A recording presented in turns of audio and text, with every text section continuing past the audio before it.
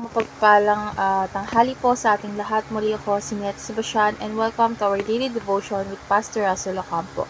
And today our devotion talks about ano ang fruit na tunay ang ating pananampalataya. So our concept is all about miracle.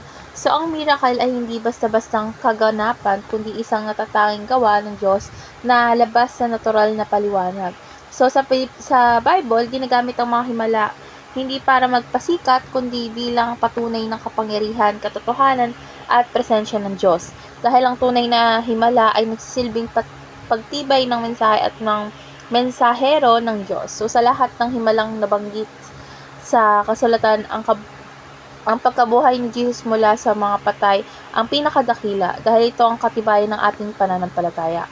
So our Bible readings for today is all about Acts chapter 17 verse 31 ASND version, sapagkat itinakda na ang Diyos ang araw ng paghatol sa sanlibutan ayon sa katarungan sa pamamagitan ng taong hinirang niya. Patunay ito na lahat ng tao ay ang pagbuhay niya muli sa taong iyon mula sa mga patay.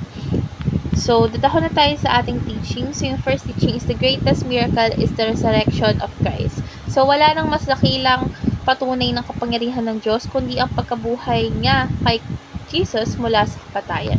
Second is the resurrection confirms the truth of God's word. So, ang muling pagkabuhay ni Kristo ay nagpapatunay na lahat ng sinabi niya ay totoo dahil kahit kabilang na rin dito ang kanyang mga pangako, utos at babala. And last is the Christian life is built upon that miracle. So, hindi natin sinasandigan ng haka-haka o pakiramdam, kundi ang historical at spiritual na katotohanan si Jesus Christ ay buhay. So, ngayon dadako na tayo sa ating application. So, yung first application is believe and repent for everything Jesus says is true. So, dahil nabuhay siya muli, lahat ng kanyang salita ay totoo, kaya angkop lang na tayo ay magsisi at sumampalataya. Second is beg God daily for more of His intervention. So, ang Diyos ay patuloy na kumikilos. Dapat nating hingin ang kanyang kilos sa ating buhay at sa buhay ng iba. And lastly is be a living miracle to others by reflecting Jesus' life.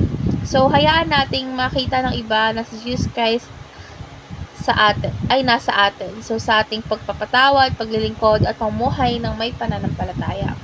So, ngayon dadako na tayo sa ating last part, which is our discussion. And our discussion talks about how can you become God's living miracle to someone today.